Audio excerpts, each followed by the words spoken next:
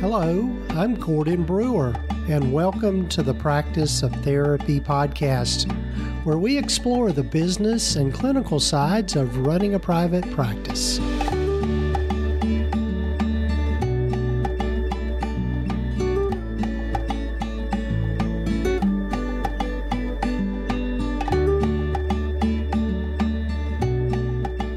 Hello, everyone, and welcome to the podcast. This is episode number 214 of the Practice of Therapy podcast, and I'm Gordon Brewer. Glad you've joined us for the podcast, and if this is the first time for you to listen in, glad you made it here, glad you found us, and if you're coming back for more, glad you're back and glad you're with me on this journey.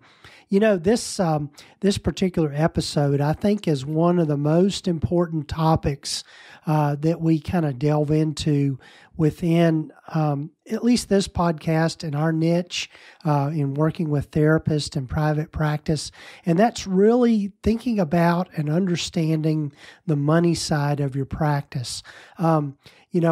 As I'm recording this, we'd already kind of set the title of this particular episode, Don't Make These Private Practice Money Mistakes. And I think I might have mislabeled it a little bit. I think maybe a better title for this episode would have been how to do a check-in with your money mindset. And so I'm looking forward to you hearing from my guest, David Frank, who is a financial planner.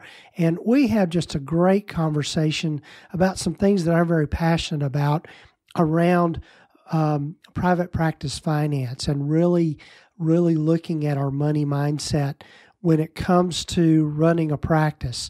I think for a lot of us, we can kind of harbor some money shame. Either we feel ashamed of how we've managed our money in the past, or maybe we feel ashamed of how much we're making. Hopefully that's not the case. But anyway, David and I talk about all of this, and I'm looking forward to you hearing from him and my conversation with him. But before we get to David, I want to let you know about a new podcast that I've got coming out this month, here in the month of February 2022. And the podcast is called the Kindness and Compassion Podcast. And you can check it out by going to kindnessandcompassion.com.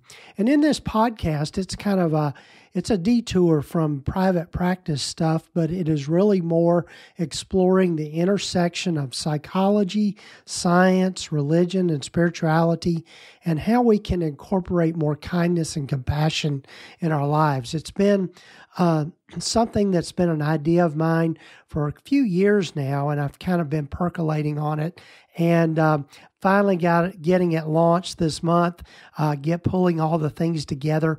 But I'd love for you to go over and check it out. Not sure if I'll have the first episode up yet or not by the time this episode of the Practice of Therapy podcast comes out. But anyway, go over there and check it out at kindnessandcompassion.com, and also anywhere you listen to your podcasts, on Apple Podcasts, Spotify, Google Podcast, that sort of thing. You can find it there. But I'm going to be having the first 5 episodes come out here soon, and then it'll be coming out every other week. And in this podcast, I'm going to be interviewing just lots of people and lots of spiritual leaders. Also going to be interviewing folks like us, therapists and psychologists, and people in this whole space of really seeking out happiness in our lives and sharing the knowledge of that. And with really my end goal with all of this is to help us kind of end a lot of the polarization we're finding in our world right now, and just a lot of the dissension that we've felt over the last several years, and a lot of the fear that we felt around COVID, and all of those things have been on my mind. And so just want to have some conversations about that. So again, love for you to check it out, kindnessandcompassion.com. And also check it out on wherever you listen to your podcasts. And hopefully by the time you hear this, I'll have a few of the first few episodes up and post it, and we'll see where this journey goes. But I'm real excited for this new podcast, this new venture coming out, which incidentally is part of the network that I started at the beginning of 2022. And I mentioned it at the end of this podcast, and that's the PsychCraft network. And so anyway, just thought that would be fun for you to know. So anyway, the other thing I'll mention is if you'll go to practiceoftherapy.com, and I'm going to be setting up a page called just the webinar page. Got a lot of new webinars coming out this year. Some of them are going to be automated webinars and some of them are live webinars. But if you'll go to practiceoftherapy.com/webinars, you can find out about those free webinars that are going to be on any number of topics, from starting a group practice to taking insurance in your practice, webinars on the money side of private practice, also using Google Workspace in your practice. So getting that up and going, and I'd love for you to check it out and take advantage of some of those free resources in the form of webinars. And the webinars are about an hour long, and you'll sign up through Webinar Ninja, and once you follow the link on that page to the webinar you want to see, and then you'll be able to pick your time as to when you want to watch the webinar. So anyway, I'm looking forward to having that resource up and running. And just as a little side note, I'm saying this before I've got it done. So this is going to hold me accountable in getting that done. So anyway, be sure and check it out. practiceoftherapy.com/webinars. And you can find out more about some of the offerings there. And so before I get to my conversation with David Frank, I'd love for you to hear from our sponsor of the podcast, TherapyNotes. You know, in running a private practice, you need to have excellent systems and processes in place. And one of the leading electronic health record systems that you need to check out is TherapyNotes. They're who I use in my practice. TherapyNotes provides a patient portal, also the ability to schedule online, send appointment reminders, also handle your collections, insurance claims. It's all in one platform for the clinical side of your practice. And they also have telehealth available through their platform. As I said, they are who I use in my practice and couldn't do without them. So be sure and check them out. Go to practiceoftherapy.com/therapynotes, and you'll be able to see what they have available. And also be sure and use the promo code Gordon, just GORDON, and you can try them out for 2 months for free. That's TherapyNotes at practiceoftherapy.com/therapynotes.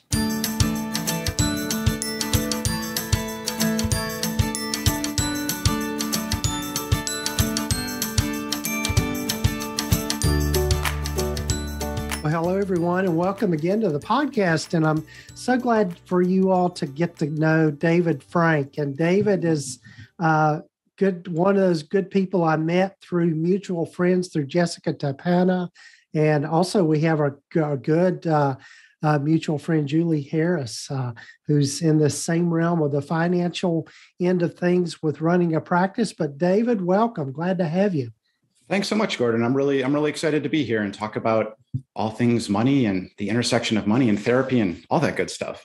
Before we get to that, why don't you tell folks a little bit about your journey and how you've landed in this particular niche in this field? Yeah, as Gordon mentioned, my name is David Frank, and I'm a financial planner or financial advisor. We use a lot of different terms sort of in the financial space, but I work with therapists. That's my niche.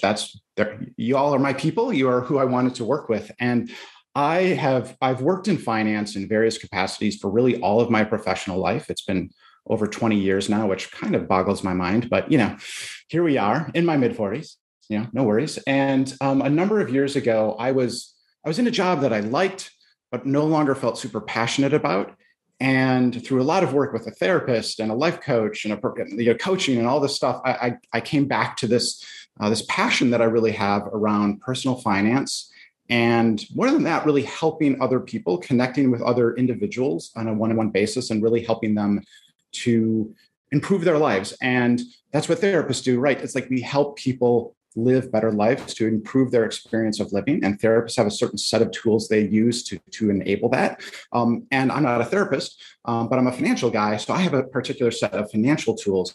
But the goal, the way I view it, is really to do the same thing, is to help my clients lead better lives. And I use the tools of financial planning to do that. And therapists are just, I've always kind of resonated with the population. I think I probably share some just perspectives and attitudes toward things that are common amongst therapists. So when I was trying to decide what's the right niche for my business that I was starting of my financial planning practice, my life coach actually reflected it back to me that like working with therapists might be a great fit. And it was one of those light bulb moments where I thought, oh my God, yes, that's exactly right. How did I not see this? I just needed someone to kind of reflect it back to me.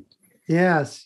I love hearing people's backstory. And I think that's one of the things about us as therapists is that a lot of times our money mindset gets in the way of really kind of helping us get ahead. So as people begin to think about the financial side of running a practice, what are the places you feel like they need to start? And just that concept of getting started, I think that can be, it's a little bit of a painful place to begin sometimes, because before we move into taking action or really looking at or reflecting at something, that thing, whatever it is, in this case, your practice finances, even your personal finances, that's like this big monolith of, oh boy, how am I even going to begin? And what I suggest for most people is I don't think that there's not a lot of good one-size-fits-all advice out there, maybe on anything, but especially when it comes to finances. And so what I encourage almost everyone to do is to just start by kind of setting aside some time and space every week. I kind of call it a money date. So like literally put a money date on your calendar, block off an amount of time, maybe start with a half an hour if that feels right. If that's too overwhelming, make it shorter, and just put it on your calendar every week, schedule it for a time when you'll have the bandwidth, the energy, even perhaps the willingness to sit down and do it. And then just take those 30 minutes, put your phone on silent, close those other windows, and just start digging around and looking. Like, what's going on? Have I looked at my practice P&L lately? Have I done bookkeeping? Or if it's outsourced, checked on how that bookkeeping work is going? Or even on the personal side, just like looking at bank account balances or investment balances, just rummage around and just sort of make space for that and just see what comes up. It could be, for sometimes, especially in the beginning, that could be in an intensely emotional place to be. There can be a lot of emotions that come up. And that might, sometimes we might say, oh, it's impossible to make progress because I'm just getting so anxious or worried or amped up in some way. And the way I think about it is really, that's totally okay. Let's just welcome that experience. And maybe in the beginning, money dates are just you sitting with that emotional experience of overwhelm and just, getting to know it a little bit better. How does it feel? Is there anything that it's trying to tell you? What's your attention being pulled toward? And then just noticing it. So I think it's a lot of noticing. And I think if you develop kind of that practice, some of the next steps start to become more obvious. Right. Yeah, it's just what occurs to me as you're saying this is, probably not too much different than what we say to our clients along the way. I think you're right. I think when it comes to money and really looking at our finances, we're anxious about that, maybe afraid of getting some bad news about it, or afraid that we're doing a bad job with our money. All of those kinds of things can play into that. And what occurred to me is that I think if you can take a curious approach, rather than going on the defensive about it, or getting too caught up in anxiety, which is a projection into the future, all of that kind of stuff, being just, okay, well, let's just look at the lay of the land, so to speak, and get curious about that. I think I agree with you, is a good place to start. Yeah. No, I love that word, curious, just curiosity, openness and curiosity And if elements of judgment, if aspects of our personality or parts of ourselves want to jump up and judge what we've done as good, bad, whatever, that's okay too. That'll happen. But yeah, just being like, okay, thank you for that feedback, just to that part of you. Like, just maybe sit down, sort of like imagine that part of you, like sitting down next to you. So we can kind of be mindful of that. But yeah, just the more we can be curious about what's happened, what we need to do, just be open. And we all make mistakes. Like, just everyone makes quote unquote mistakes. I almost don't even like that word, but it's not so much about the mistakes that have or have not happened. It's really more about our relationship to the mistake, or the relationship to our past behavior, or even our current behavior, and just being like, let's just get curious and then like run experiments. Like what, just like play around with it. Is there a different way I could approach my bookkeeping? Is there a different way I could approach retirement savings? And really also getting curious about what success would look like. Like if something is not the way you want it to be and it feels uncomfortable, just saying, okay, well, how would I like things to be instead? Like, what do I want my relationship with money to be like when I open my retirement account or look at my practice P&L? What experience, what do I want to happen? How do I want to feel about that? And then just think, again, be curious and open and just say, well, what do I need to get there? Because there is no one path. As I said before, personal finance and even practice finances, small business finances, it's all personal. There's not a lot of like, you must do this, or an S corp is always right, or it's always wrong, or you should always outsource your bookkeeping. It really depends. So much of it is personal and contextual. And so, as you said, I think that's why the curiosity element is so important. Get to know yourself and your own needs as deeply and honestly as you can before rushing to a solution. Yes. I love that. And, I know we were talking a little bit about mindset around money, and you want to say more about that? Just some of the things that you find that people run into with their mindset around money? Yeah, no, I would love to. I think we've kind of hit on it a little bit, but what I think mindset is, it's a fun word. The way I think about it is it's really, it's relationship. It's what is your relationship to money? What's your relationship to your money skill set? What's your relationship to your current circumstances? And just getting kind of clear and open about that. And I think, oftentimes, and this is not unique to therapists, I think this is most people, including financial professionals, so often we think there is a right or perfect solution. There's something I should be doing, and then there's all the things that, shame on me, perhaps I should not be doing.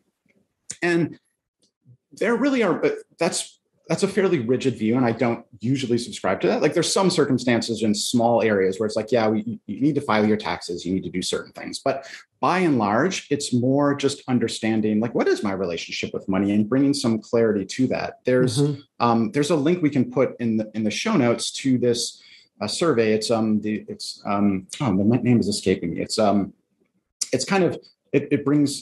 a questionnaire that you can complete that will help you categorize, like, it'll help you bring awareness to what your relationship is to money and like how you think about it, whether you kind of like worship money, or you're avoidant of money, or you're a steward of money, and just bringing some awareness like that to yourself, just so you can be like, oh, okay, you can kind of catch yourself. If you're wanting to avoid money, you can be like, okay, I'm doing this thing.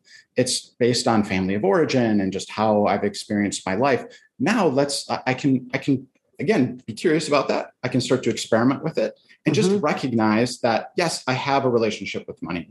I have a relationship with my money skills and how I think about that.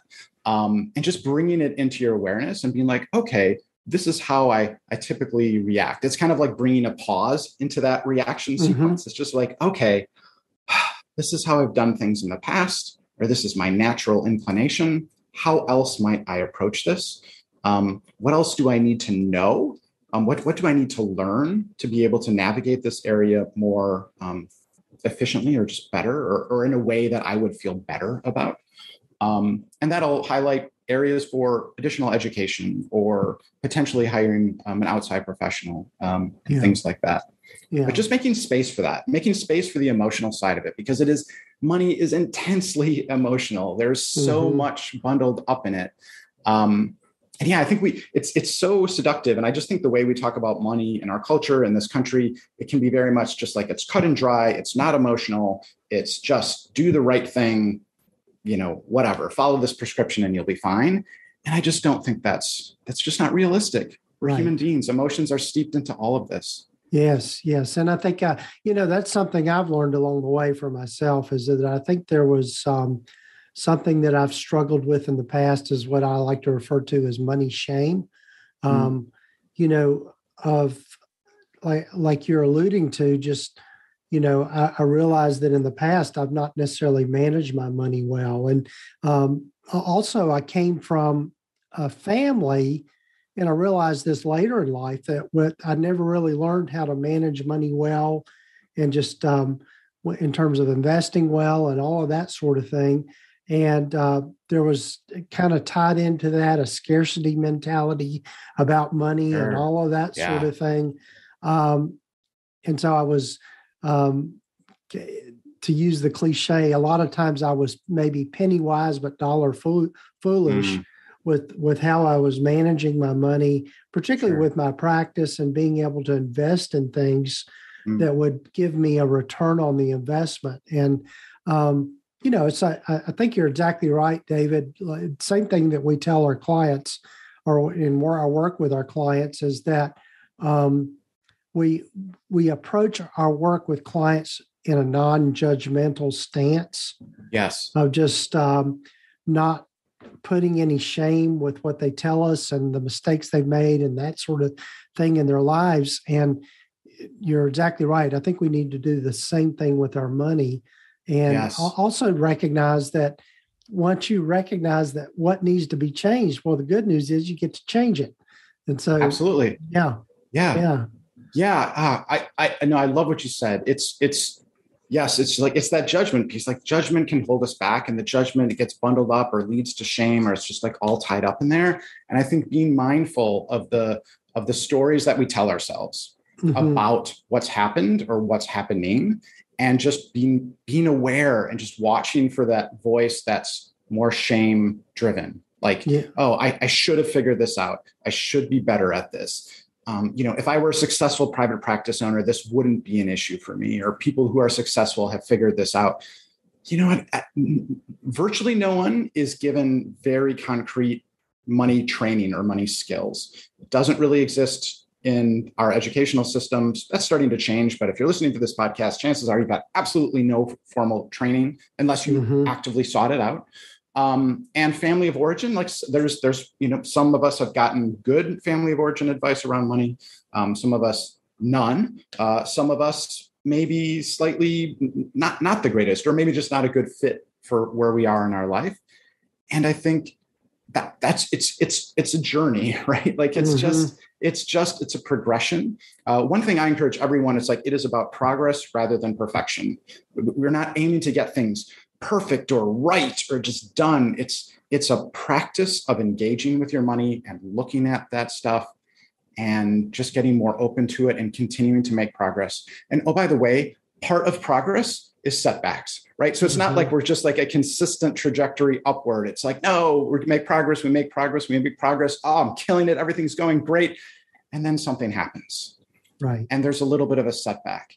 And it might not look like progress. It might not look like what we think of as progress, but it's part of the process. And when you hit a setback, what I tell people, what I try to remind myself is like, setbacks inevitably happen. Things don't go according to plan. So when that happens, first, how do you talk to yourself about what just happened?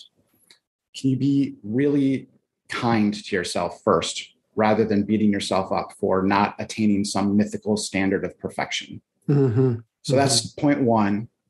And then point two is like, okay, then what next? What's the next thing you're going to do to just help yourself get back on track? And it's just like, it's just a journey, Right. These are kind of like cliches almost, but it really is. It's just sort of a journey. Yeah. So I'm curious, what sort of for lack of a better way of putting it, money mistakes that people make in their practices. What are some of the common ones that you're seeing in your work with people? Yeah, I think you kind of highlighted, like, I think the biggest mistake, and again, it's such a charged word, but like, right, as you said, for lack of a better word, I think is it's not creating space just to look, not developing that practice of just looking and being really accepting of whatever the reality is. I think you mentioned it earlier, being the fear of getting bad news, the fear that things aren't going as well, or I'm not saving enough, or whatever it is. I think it's just, that's the biggest quote unquote mistake, is just sort of not being willing to look, and not just being present with it, because then that's the first step. That's how the door opens. I think that's the biggest one. And then that kind of ripples out to specific areas. I think student loans can be a big one. Virtually every therapist I've ever talked to has or had student loans. And student loans, especially when they're federal student loans, there are so many good options. It's very confusing. It can be very overwhelming. Having $100,000 or more, that's typical. It's not an exception. That's super, super typical, sometimes much, much more than that. And the only way to get in trouble with student loans is by just ignoring them and not looking at them, because there's so many great options for repayment, for forgiveness. And yes, loan forgiveness is a real thing. Like, it's actually happening for people, but like not looking. And that extends to everything: saving for retirement, personal spending, just being mindful for that, just looking and getting clear. And often that involves sitting with some discomfort. And like you said, like, maybe you're going to get some bad news. Maybe you're not. But just like getting clear and knowing, I think that's far and away the biggest one. And just sort of being open. And I think the other big one is that I think there's a tendency to maybe think too small when it comes to money, and just be like, oh, it's this separate little thing that I just sort of need to take care of. I think just being clear, sort of like holding the lens through which you look at money is really, yes, it's not an it is, dealing with our money sort of is an obligation of being a business owner, or just being an individual, being an adult in society, I guess.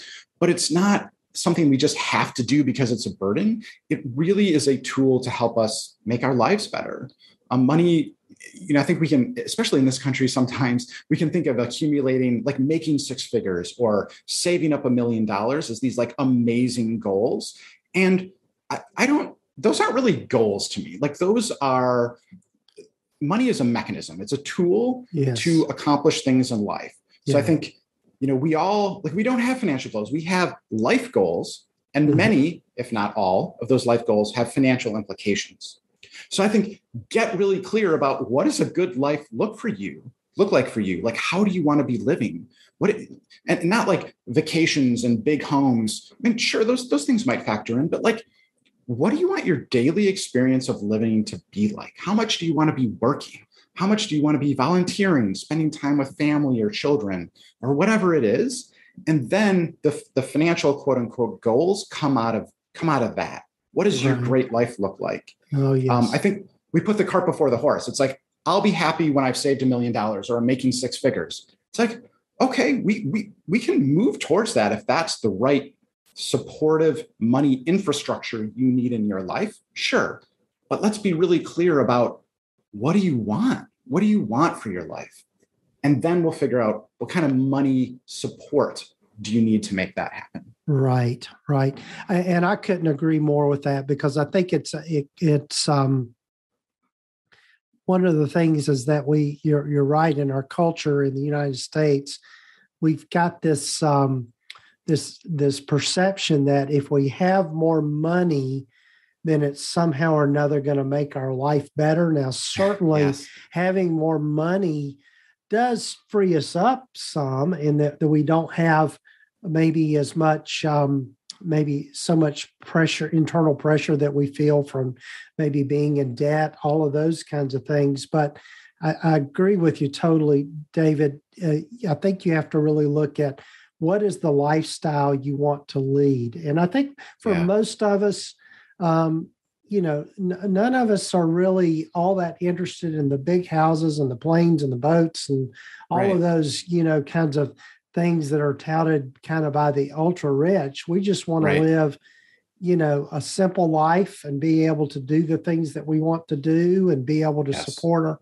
our families and be able to, go on a vacation when we want to go on a vacation, go out to eat, all of those kinds of things, and then save for retirement. And, it's really pretty simple. And so there's probably a dollar figure that is associated with, will get you those things. And you really don't need much more than that to make it work. Yeah. Yeah. I think I love what you said. It's so spot on, I think.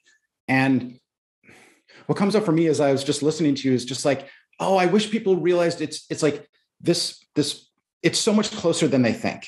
Mm-hmm. I think, like, honestly, if you have the courage and bravery to show up and look at your money, and it does take courage and bravery a lot of times, but if you have that courage and bravery and really start to get clear and understand your money and what you need and what your great I can't say, easy for me to say, what your great life looks like. Yeah.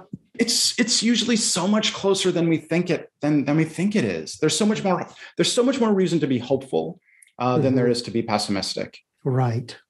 Could. Yeah, absolutely. Well, I want to be respectful of your time, David. And I know we could I could spend hours on this topic, for sure. Yeah. Just thinking about our money mindset and what we need and what we want. And one little side note, something that I was reminded of as we were saying this, is that I had read or heard somewhere, it was probably on a podcast somewhere, that at least in the United States, at the time that we're recording this particular episode, I had heard that once a person reaches kind of a gross income of around, depending on the area of the country you live in and the cost of living and that sort of thing, once a person reaches a gross income of around $150,000, their happiness factor doesn't go up by having more, because that's kind of an average area where people can, have a nice house to live in, drive a nice car, have, a lot of the perks of life and that sort of thing. So, more isn't necessarily better. As a matter of fact, one of the things that you hear is that people that are ultra rich have very complicated lives. And I think we can kind of see that in the media, in that having, being rich or being a millionaire or whatever label you put on it, that doesn't make us necessarily happier or more content in life. So, anyway, 100%. Yeah. It's so funny you mentioned that too, because actually in the back of my mind, I was thinking about those studies as well, and I just didn't bring it up, but thank you for bringing it up. And interestingly, I want to go back and look, and we can maybe put a link or two in the show notes afterwards. But I've heard a similar thing, that once you reach a certain amount of income, then happiness just isn't really related to income. It's related to other things. But I've heard a number that's much lower. It's like $70,000 or so. Okay. So I'm curious, but I think like the point is the same, right? Like it's never about the money. It's about living your life. And money can make that easier up into a point, and then it can make it more complicated and more challenging in some ways. But it's just, money's just there, bouncing around, involving itself in our lives. And so we just need to be mindful of it. Yeah. So, well, before we get kind of, again, like I said, I wanted to be respectful of your time, David. Tell folks about what you've got through your website. I know you've got some great resources there, and how people can get in touch with you and find out more about that.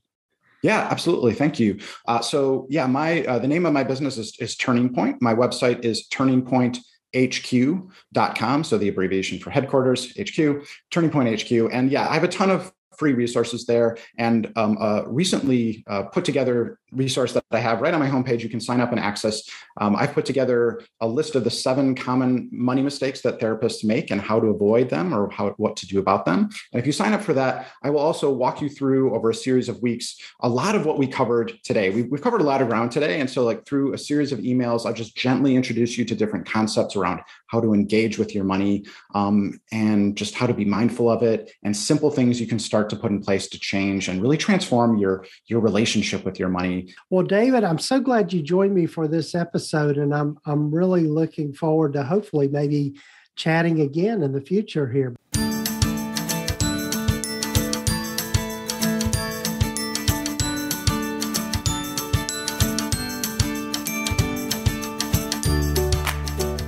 Well, you can probably tell with my conversation with David, I get pretty pumped up about this topic of just really helping people find the lifestyle that they need and how to maintain it financially.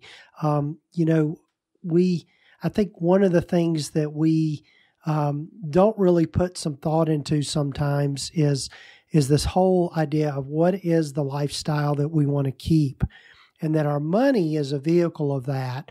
And I think sometimes we get the cart before the horse, and we'll just make general statements like, oh, well, I want to make a lot of money, or I want to be a millionaire, all of those kinds of things. But we don't really think about what is it that we want to accomplish with the money. And so I commend that to you. And again, thanks to David for being on the podcast. And be sure and check out his website, turningpointhq.com, and we'll have links here in the show notes and the show summary to find out more about some of the resources that he's got. He's really got some great stuff there. I was taking a look at it before we had started recording, and so I can recommend that. One other thing I'll mention here at the end is that if you do want to do kind of a financial deep dive for yourself, if you'll go over to the URL practiceoftherapy.com/money matters, there's a way for you to download a financial analysis guide that I've created a year or two ago, but it's still relevant. And also I have a course called Money Matters in Private Practice. And part of the more premium course, I teamed up with our good friend Julie Harris that David and I had mentioned at the beginning, but from Green Oak Accounting. But anyway, love for you to check out that resource just on this specific topic of learning the financial side of your private practice. But there is a free download there, just a financial analysis guide, which will get you started in thinking about your money in your practice. And again, that's practiceoftherapy.com/money matters. And also just a quick shout out for my new podcast that's coming up. And probably be some episodes actually up and posted. And that is the Kindness and Compassion podcast, where we explore the intersection of psychology, science, and religion to really help people build practices of kindness and compassion in their lives. And so I'd love for you to check that out, kindnessandcompassion.com, and also check it out wherever you listen to your podcasts and follow us there. I'm looking forward to this new venture and this new expression, if you will. So be sure and check that out. And as always, a big thanks to TherapyNotes. You can find out more about them by going to practiceoftherapy.com/therapynotes. And when you go to that link, and if you will use the coupon code or the promo code Gordon, you can try them out for free for 2 months. They are the leading electronic health record system for mental health providers. They're who I use in my practice and absolutely couldn't live without them. So be sure and check them out. And so that's it for this episode, folks. I'm glad you joined me. Looking forward to this year. Here we are already in February, and got lots of great guests lined up and lots of great things to explore this coming year, just with this whole journey of building private practices and learning how to be great clinicians in the context of the private practice world. So take care, folks. Hope you have a good one, and we'll talk to you next week. You have been listening to the Practice of Therapy podcast with Gordon Brewer, part of the PsychCraft network of podcasts. Please visit us at practiceoftherapy.com for more information, resources, and tools to help you in starting, building, and growing your private practice. And if you haven't done so already, please sign up to receive the free Private Practice Startup Guide at practiceoftherapy.com. The information in this podcast is intended to be accurate and authoritative concerning the subject matter covered. It is given with the understanding that neither the hosts, guests, or producers are rendering legal, accounting, or clinical advice. If you need a professional, you should find the right person for that.